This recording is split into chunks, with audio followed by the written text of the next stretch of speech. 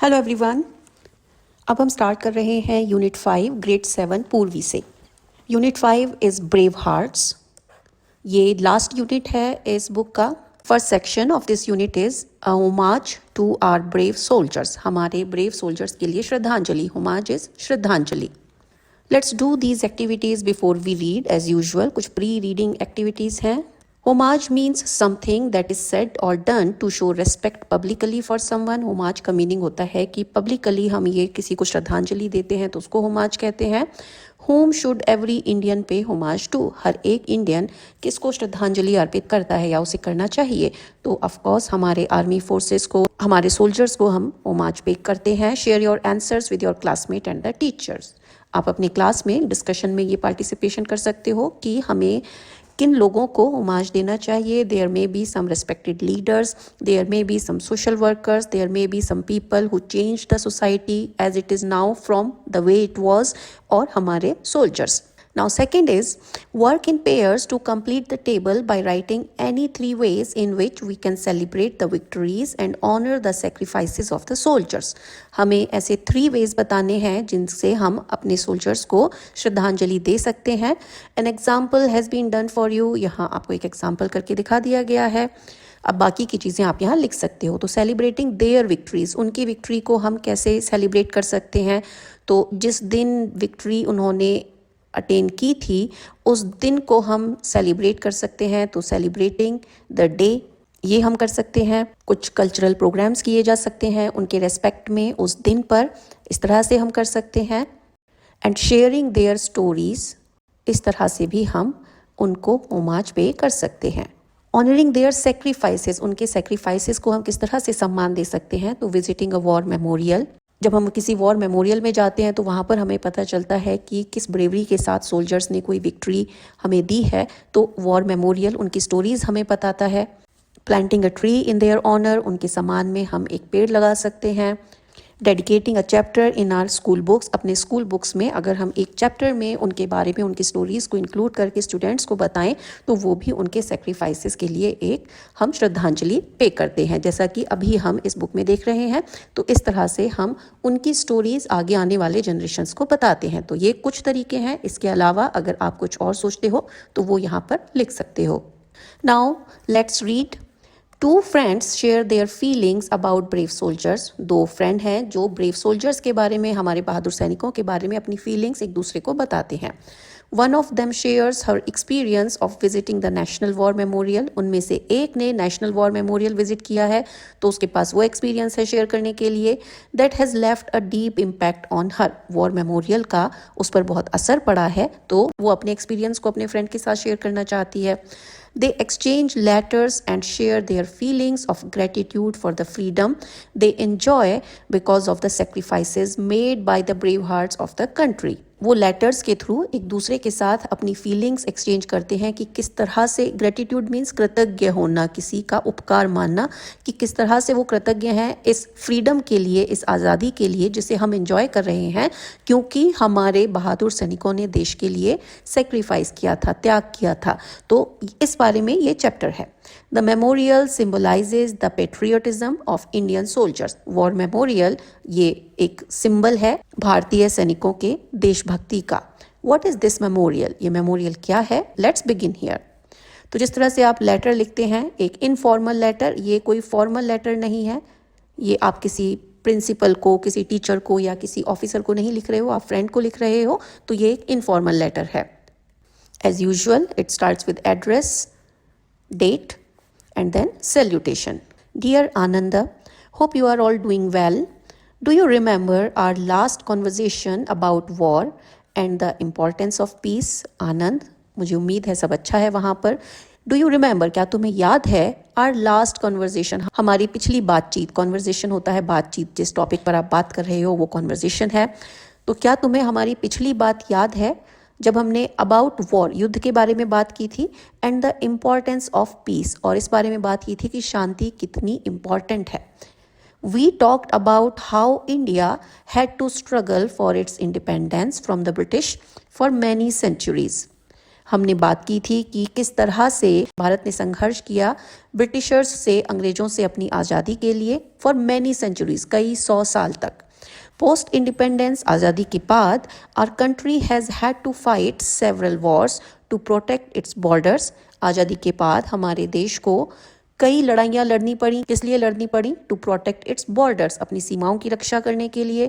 Territorial integrity, territorial integrity means एक territory, एक area है जो आपका है, आप उसकी रक्षा कर रहे हो, तो वो है territorial integrity. And it's people, और इसके लोग।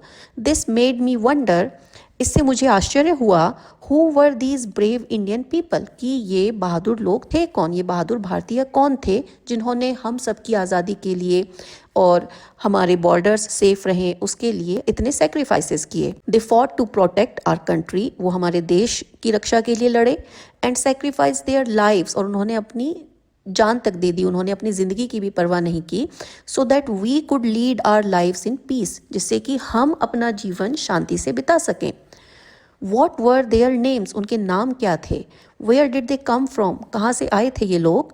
Does anyone remember anything about them? क्या किसी को भी उनके बारे में कुछ याद है? Last week, I got the answers to some of my questions during an educational trip to New Delhi organized by our school. Last week, पिछले हफ्ते, I got the answers to some of my questions. मुझे अपने कुछ सवालों के जवाब मिले। During, कब मिले? During an educational trip to new Delhi, जब हम नई दिल्ली एक एजुकेशनल ट्रिप पर गए हुए थे, ऑर्गेनाइज्ड बाय आवर स्कूल, हमारे स्कूल की तरफ से।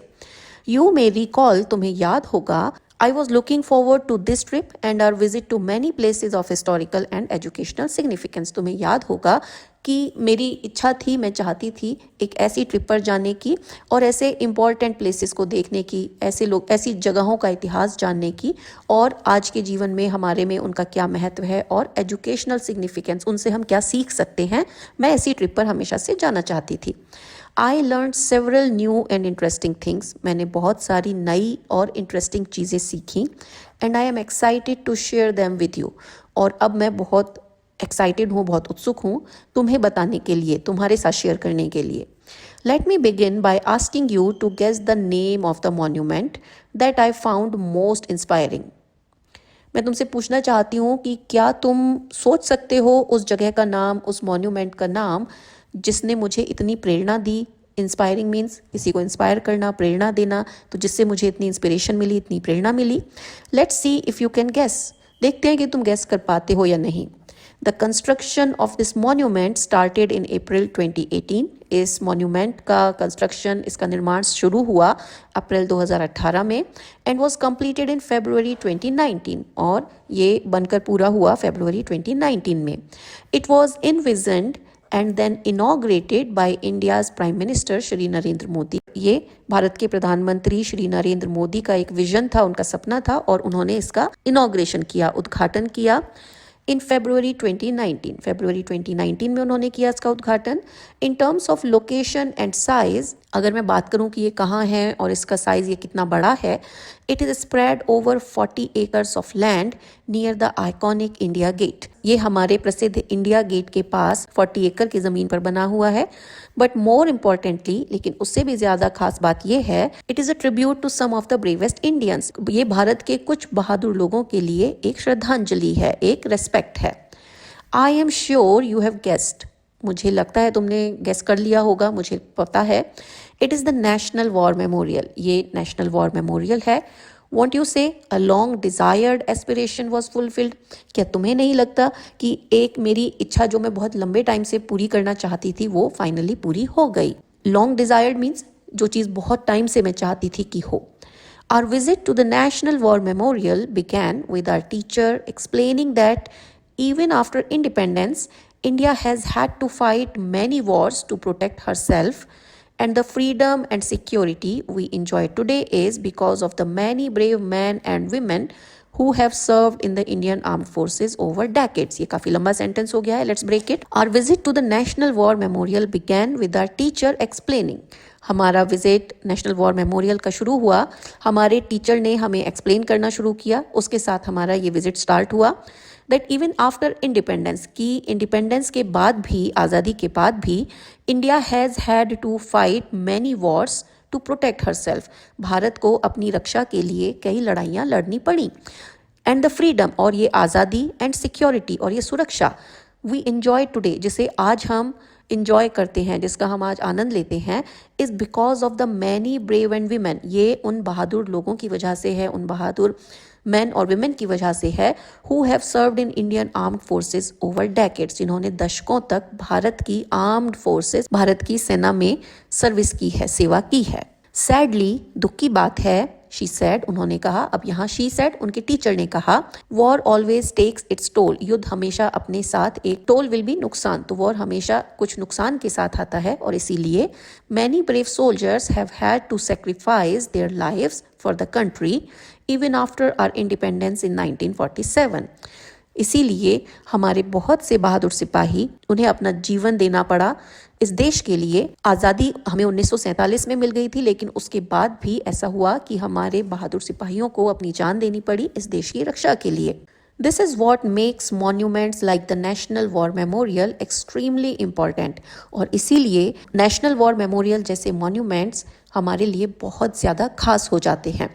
सो that we should never forget the cost of freedom, जिससे कि हम आज़ादी की कीमत को कभी ना भूलें।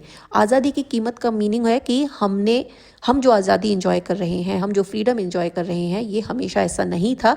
हम सेफ हैं अपने कंट्री में, हम फ्री हैं अपने कंट्री में, क्योंकि हमारे पास बहुत ही स्ट्रॉन्ग आर्म्ड फोर्सेस हैं।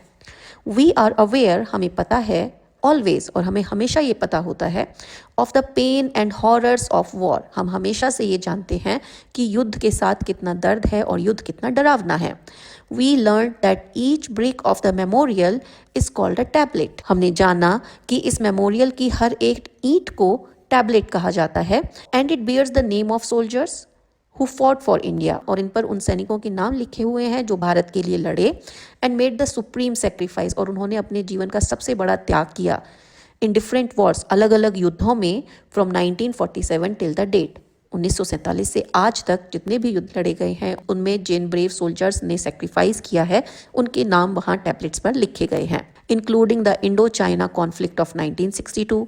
अब 1947 में इंडिपेंडेंस हुई, उसके बाद 1962 में इंडिया चाइना का वॉर हुआ, इंडो पाक वॉर्स इन 1965 एंड 1971, दो वॉर हुए हैं इंडिया और पाकिस्तान के बीच 65 एंड 71 में, और तीसरा वॉर हुआ 1999 में इंडिया पाकिस्तान का Kargil war. There are 29,000 tablets, ऐसे 29,000 टैबलेट्स हैं, on which more than 26,000 names of fallen soldiers have been etched। ऐसे 29,000 टैबलेट हैं, 29,000 ईंटें हैं, जिन पर 26,000 से ज़्यादा ऐसे सोल्जर्स के नाम लिखे हुए हैं, of fallen soldiers, that means जो अब नहीं हैं, उनके नाम वहाँ पर लिखे गए हैं।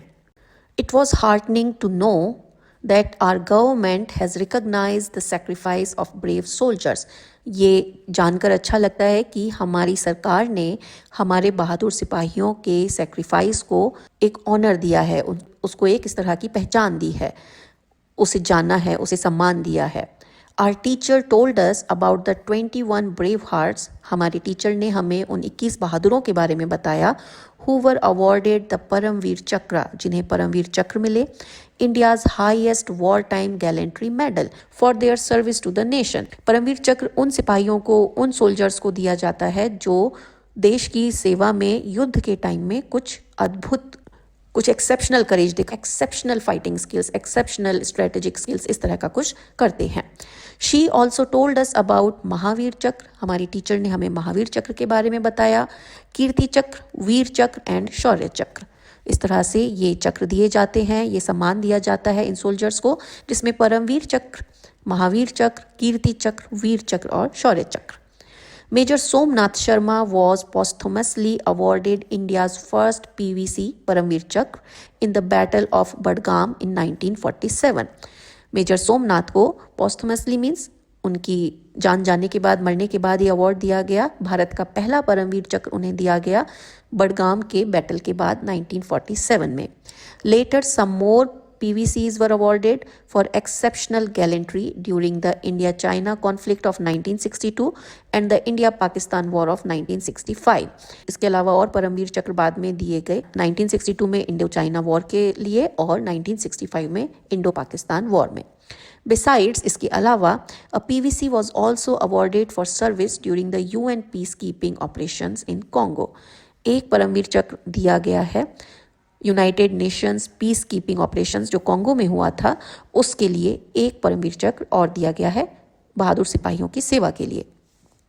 In the 1971 war, some of the heroes who were awarded the PVC posthumously 1971 के वॉर में कुछ हीरोज़ को कुछ सोल्जर्स को जिनको परमवीर चक्र दिया गया था उनकी मृत्यु के बाद include lance Naik Albert Ekka, उनमें हैं lance Naik Albert Ekka, flying officer Nirmaljit Singh Sekhon, second lieutenant Arun Khetarpal and major Hoshiar Singh. In brave soldiers को परमवीर चक्र दिया गया है 1971 के वॉर में करेज के लिए. Some Navy personnel, including Mahendranath Malla, were also awarded MVC. MVC is Mahavir चक्र for their exemplary courage and leadership. Navy से कैप्टन महेंद्रनाथ मल्ला को दिया गया है ये अवार्ड, महावीर चक्र अवार्ड उन्हें दिया गया है उनके करेज के लिए और उनके लीडरशिप स्किल के लिए. Then the teacher shared with us the citation of Paramvir चक्र awardee लांस नायक एल्बर्ट इक्का. उसके बाद टीचर ने हमारे साथ परमवीर चक्र अवॉर्डी लांस नायक एल्बर्ट इक्का की स्टोरी शेयर की, उनके बारे में बताया. It touched my heart and also motivated me. उनकी ये बात, उनका ये साइटेशन मेरे दिल को छू गया और उसने मुझे बहुत मोटिवेट किया. वी वर ऑ स्ट्रक, हम बहुत आश्चर्य में थे. And humbled by his bravery, बहुत ज़्यादा हम्बल, दैट मीन्स हमें लगा कि हम कुछ भी नहीं है उनके सामने. I aspire to be courageous like him when I join the army. जब मैं आर्मी ज्वाइन करूँ तो मैं उन्हीं की तरह बहादुरी से लड़ना चाहती हूँ, उन्हीं की तरह बनना चाहती हूँ.